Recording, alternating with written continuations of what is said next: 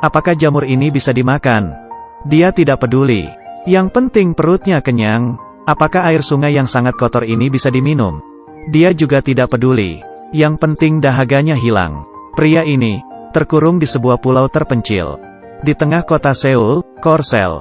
Seharian, di sekelilingnya hanyalah air sungai, dan ia tidak bisa berenang. Sekali nyebur rasanya seperti ingin mati. Di atasnya ada sebuah jembatan, namun tiang jembatan yang curam tentu membuatnya tidak bisa keluar. Lalu mengapa ia bisa terjebak sampai di sini? Kemarin, ia berada di sekitar jembatan itu, mencoba untuk bunuh diri. Namun entah bagaimana ia bisa terdampar di pulau itu. Nampaknya Tuhan belum ingin ia meninggal, dan ingin mempermainkan kematiannya. Ia pun tiba di pulau itu. Malah sekarang ia tidak ingin mati. Setidaknya karena ia terperangkap di sana. Ia tidak perlu melunasi utangnya yang banyak. Handphonenya juga rusak tercebur air. Tidak ada yang bisa mencarinya. Tak apa meskipun diare. Tak apa meskipun menderita. Siapa takut akan semua itu? Dia mengambil kayu untuk menyalakan api. Setelah mencoba selama setengah jam, ia menyerah. Kemudian menyalakan rokok dengan pemantik, dan beristirahat. Ternyata di pulau itu, banyak sampah yang dibuang orang tidak bertanggung jawab dari atas jembatan. Banyak peralatan sehari-hari. Ia pun menarik sebuah perahu bebek terbengkalai, lalu mengisi bagian dalamnya dengan rumput. Sekarang ia memiliki ranjang. Tak perlu ditanya, pasti lebih lembab daripada kamar kos. Namun pria itu mulai gusar. Setelah makan jamur hidup untuk sekian hari, ia merasa sangat hambar. Dia ingin makan daging. Namun, setelah berburu ikan, menangkap burung, memanjat pohon, tak satu pun yang ia dapat. Dirinya yang malang, hanya bisa menikmat jamur hambar itu. Sampai suatu hari, ia keramas di pinggir sungai. Saat sedang keramas, muncul beberapa ikan mengapung di permukaan sungai. Ternyata mereka keracunan sampo pria itu. Akhirnya, malam itu ia pun bisa makan ikan bakar. Meski ada sedikit rasa samponya, namun ia tetap memakannya dengan lahap dan puas. Bahkan sampai ke tulang-tulangnya. Tengah malam, ada seekor burung diam-diam memakan tulang ikan sisanya. Paginya ia melihat burung itu telah mati keracunan. Baiklah, burung bakar nampaknya lezat juga. Meski tak ada rasa asin dari garam, namun ia masih bisa merasakan rasa dari ikannya. Hidupnya semakin hari semakin borjuis. Beberapa waktu pun berlalu. Hidupnya semakin bergaya. Ia bahkan menggunakan buah pinus untuk bermain golf. Permainannya para konglomerat. Hari itu di hutan, ia menemukan sebuah benda. Sebuah bungkusan mie kacang. Ia melihat gambar mie kacang di atas bungkus itu. Muncul sebuah hasrat dari dalam lubuk hatinya. Dia ingin makan mie kacang. Setiap tidur ia selalu bermimpi tentang mie kacang itu. Wah, aroma dari mie itu benar-benar membangkitkan selera. Setelah terbangun, ia bertekad untuk membuat mie kacang. Ia memetik beberapa tumbuhan, mengambil setumpuk rumput yang entah jenis apa. Semuanya ia tumbuk, lalu menuangkan air, mengaduk layaknya membuat adonan. Namun segenggam tanah hitam itu tak kunjung menyatu. Setelah setengah hari berjuang, ia hanya bisa makan ikan bakar saja. Suatu hari saat ia sedang tidur siang, ia mendengar beberapa ekor burung membuang kotorannya di atas perahu bebek. Tiba-tiba ia mendapat pencerahan. Ia mencolek kotoran burung itu dengan tangannya, melihatnya dengan teliti. Jika burung memakan tumbuhan, maka di dalam kotoran mereka pasti ada bibit tanaman yang tidak tercerna. Ia pun juga bisa memanen tumbuhannya. Ia pun segera mengeruk semua kotoran itu. Setelah terkumpul, ia pergi ke tengah pulau, mencari tanah yang mengandung cacing. Di sana ia mulai menanam kebunnya sendiri. Ia setiap hari mengumpulkan bibit, lalu disebar ke atas tanah. Karena takut tanamannya dimakan burung, ia pun menggunakan jasnya untuk membuat sebuah orang-orangan sawah. 3 bulan berlalu, ia telah menjadi seorang Tarzan yang handal. Ia sekarang memiliki rutinitas hidup. Semakin lihai memancing ikan. Setiap memancing pasti selalu dapat. Ia juga dapat dengan mudah memanjat pohon, lalu mengambil telur burung, dan menggorengnya di atas sekop bekas. Ia juga menggunakan kaleng bekas untuk menyeduh teh, menggunakan botol parfum bekas untuk mengambil keringatnya, dan meneteskannya di atas ikan, untuk menambah cita rasa. Tanamannya pun mulai tumbuh. Setiap hari ia mengumpulkan barang-barang bekas di seisi pulau. Siapa tahu ada sampah yang dibuang orang, dan masih dapat dipakai. Sampai suatu hari, ia tiba-tiba menemukan sebuah botol bir kosong. Di dalamnya terdapat secarik kertas. Apakah ini surat dalam botol? Ia mengambil kertas itu. Ternyata hanya berisi sebuah tulisan kecil. Hello, halo. Tiba-tiba ia teringat. Ia pernah menulis di atas sebuah pantai. Dengan kata yang sama, yaitu, hello. Apakah ada yang membalas pesannya itu? Kemudian, ia mengganti tulisan, hello, tadi. Menjadi, how are you, apa kabar? Hari kedua, ia kembali menemukan sebuah surat botol, bertuliskan. Fine, THANKUNU, aku baik, bagaimana denganmu? Aku yakin kalian semua bisa menebaknya. Apa kalimat selanjutnya? Surat botol itu menunjukkan bahwa ada seseorang yang diam-diam mengamati kehidupan primitifnya. Hari itu juga, ia melihat tanaman jagung yang ia tanam. Telah tumbuh sebuah jagung kecil. Ia senang bukan kepalang. Tak habis pikir, entah dari mana, pulai tersebut kedatangan satu orang. Ia adalah seorang pengantar makanan. Ternyata dia memberi si pria 3 piring kecil mie kacang. Dengan rasa original, bawang, dan seafood. Serta beberapa cemilan. Sepertinya dia adalah orang yang mengirim surat botol selama ini. Ia sangat mengerti si pria. Namun setelah berpikir, ia malah mengembalikan semua mie kacang itu. Sembari berkata ke si pengantar makanan, aku memang ingin sekali mie kacang. Namun jika keinginan itu mudah untuk didapat, maka sudah tidak ada nilainya lagi. Hari berikutnya, ia kembali mendapat surat. Di atasnya tertulis, IAM SORRY, maaf. Waktu pun berlalu. Semua hasil kebunnya telah panen. Ada timun, jagung, kacang kedelai, cabai. Ia mempreteli jagung itu, menumbuknya hingga halus, lalu tambah air dan mengaduknya. Menggunakan botol surat tadi untuk menggiling adonan. Kemudian ia potong menjadi sehelai mie. Lalu direbus. Lalu ia menggali sebuah bumbu mie kacang yang telah lama terkubur. Dan ditambahkan ke atas mie. Sebuah mie kacang dari pulau terpencil. Kini siap disantap. Sembari mengaduk, ia pun terisak. Dan setelah menyantap mie buatannya, air matanya pun mengalir. Keinginannya pun terwujud sudah. Sembari makan, pria itu menangis terharu. Selama ini ia merasa bahwa apa yang ia lakukan selalu gagal. Namun sekarang, ia berhasil mewujudkan sebuah mukjizat yang hebat. Saat itu juga, dari kejauhan, seorang wanita menggunakan lensa kameranya, mengabadikan momen mengharukan pria itu. Wanita itu adalah sahabat jauh dari si pria.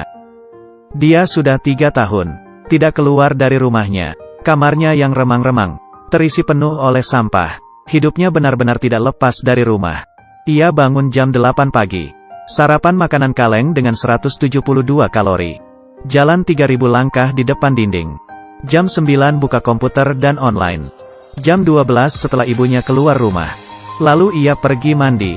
Siang hari ia menyantap sebuah roti dengan 525 kalori. Kemudian berjalan 6000 langkah. Lanjut online sampai malam. Kemudian tidur jam 9. Setiap hari ia tidur di atas tumpukan bubble wrap. Ranjangnya berada di dalam lemari. Kadang saat ibunya bertanya mau makan apa, dia menjawabnya melalui SMS. Lalu ia kirim ke ibunya. Masakan ibunya diletakkan di depan kamarnya. Setelah ibunya pergi, barulah ia mengambil makanan itu. Ia juga memiliki sebuah kamera yang sangat panjang. Di Seoul, setiap tahun diadakan latihan pertahanan udara 2 kali. Dan saat itu semua mobil yang melintas harus berhenti. Wanita itu menggunakan kameranya untuk melihat keluar. Itu adalah rasa penasarannya terhadap dunia luar belakangan ini. Namun suatu kali, ia melalui lensa kameranya, melihat ke arah sebuah pulau yang tidak pernah ada orang sebelumnya. Ternyata ada sesosok pria di sana. Dan ia sedang ingin bunuh diri. Ia mundur sembari terkejut, tidak berani melihat. Malam itu adalah insomnia pertamanya. Karena tidak tahan, ia kembali melihat kameranya, melihat bahwa pria itu masih hidup. Ia pun lega. Sejak itu, setiap hari ia selalu memperhatikan semua gerak-gerik pria di pulau itu. Melihatnya menarik sebuah perahu kapal. Melihatnya menulis hello di atas pasir. Tertawa dengan kotoran burung di tangannya. Sepanjang hari mencium bungkusan mie kacang. Setelah memperhatikan beberapa bulan, muncul sebuah niat dari hatinya untuk berbicara dengannya. Akhirnya, wanita itu mengumpulkan keberanian dan membuat sebuah surat dalam botol.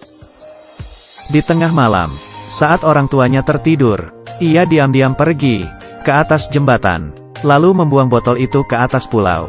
Setelah menunggu 3 bulan, Si pria baru menemukan surat botol itu. Lalu membalas suratnya dengan menulis, "How are you?" Ia sangat senang. Tidur pun sambil tersenyum.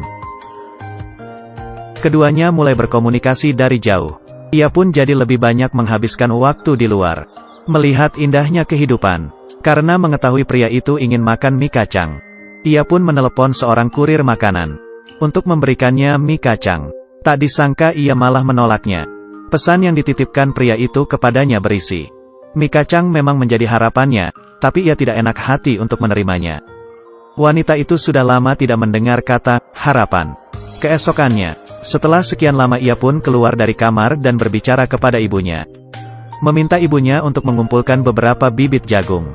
Sejak itu, ia mengikuti si pria, bersama-sama menanam jagung. Benih si pria pun tumbuh menjadi sebuah jagung, dan akhirnya bisa menikmati mie kacang. Melihat tangis haru si pria, ia pun ikut terharu, sembari meraba foto pria itu. Malam itu ia tidak tidur di dalam kamar. Ia tidur di bawah sinar bulan. Hidupnya semakin bercahaya. Sampai suatu hari, pria itu menulis kembali di pasir. "Who are you? Siapa kamu?" Pria itu ingin berkenalan dengan dirinya. Namun ia takut. Sebab ia sudah lama hidup sendiri dan kesepian. Ia pun tidak membalas pesan si pria. Hari berikutnya, si pria mencari surat botol itu kemana-mana. Namun ia tidak menemukannya. Ia pun menulis kata, "Why? Mengapa?" Wanita itu melihatnya, sangat tidak senang. Ia pun tidak mempedulikannya. Pada malam beberapa hari berikutnya, badai melanda Seoul. Pria itu dilanda bencana. Ia ingin menyelamatkan kebunnya. Namun semua tanamannya habis terseret air. Air sungai pun meluap, menyeret perahu bebeknya. Bahkan tempat tidurnya pun lenyap. Hari kedua, si wanita tidak tahan untuk terus menghindar darinya. Ia pun melihat tampang si pria yang telah kehilangan semua miliknya. Ia menjadi sedih. Saat itu juga, sekelompok petugas kebersihan muncul di pulau itu, dan ingin membersihkannya. Setelah melihat si pria, mereka menyuruh si pria untuk meninggalkan pulau itu. Pria itu tidak mau. Setelah berkejaran, petugas kebersihan yang berjumlah banyak itu akhirnya berhasil menangkap si pria. Mereka tidak mempedulikan tangisannya, tidak mendengar semua permohonannya, memaksanya untuk mengenakan baju, lalu membawanya pergi. Melihat ekspresi putus asa pria itu, sebelum meninggalkan pulau, si wanita tiba-tiba tergerak untuk menyelamatkannya. Kini hatinya bersemi cinta, dirinya pun tidak takut lagi. Dia membuka pintu rumah, lalu pergi keluar. Langkah kakinya bagaikan seekor kuda yang berlari bebas. Sementara itu, si pria ditelantarkan di pinggir jalan, sendirian. Ia adalah raja di pulau itu. Namun di tengah masyarakat, ia adalah seorang gelandangan yang hina. Ia melihat sebuah gedung berlantai 63. Di sana pernah menjadi tempatnya untuk mengakhiri hidup. Ia pun menaiki sebuah bus, kembali pergi ke gedung itu. Ia mengambil dompet lamanya, menempelkan kartu di mesin, dan ternyata berhasil. Ia pun menangis sambil tersenyum. Sedangkan si wanita masih terus berlari, melihat jejak sepatu pada botol. Mendengar dari orang sekitar, ia tahu bahwa di dalam sebuah bus, ada seorang lelaki gelandangan yang aneh. Ia pun mengejar bus itu. Namun bus itu telah jalan. Ia tidak bisa mengejarnya, hanya bisa terhenti lalu menangis. Ia tidak berhasil menyelamatkan pria itu. Dan tidak ada orang yang bisa menyelamatkan dirinya. Ia pulang sambil menangis, berjalan seperti mayat hidup. Tiba-tiba, alarm pun berbunyi. Ini adalah latihan pertahanan udara. Dan saat pelatihan, semua mobil harus berhenti. Dia pun kembali, memunculkan raut wajah tersenyum, dan mengejar pria itu lagi. Akhirnya, ia berhasil naik ke bus itu. Di tengah penumpang yang tercengang melihatnya, ia melihat sosok pria itu yang sedang berlinang air mata. Ia berjalan perlahan menuju pria itu. Berbicara padanya, ia menggunakan bahasa Inggris memperkenalkan dirinya. Lalu bertanya pada si pria, "Who are you? Siapa kamu?" Mendengar perkataan itu, si pria pun tahu bahwa ia adalah sosok yang selama ini bertukar surat dengannya.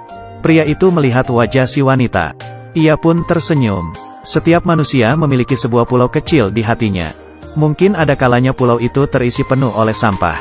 Ada kalanya dilanda badai ganas. Namun jika kamu menanam pulau itu dengan bunga, maka percayalah, suatu hari, malaikat pun akan terharu. Setelah menyaksikan sampai sini, apa tanggapan kalian terhadap film ini? Aku tunggu komentar dari kalian. Buat yang suka jangan lupa like, ya.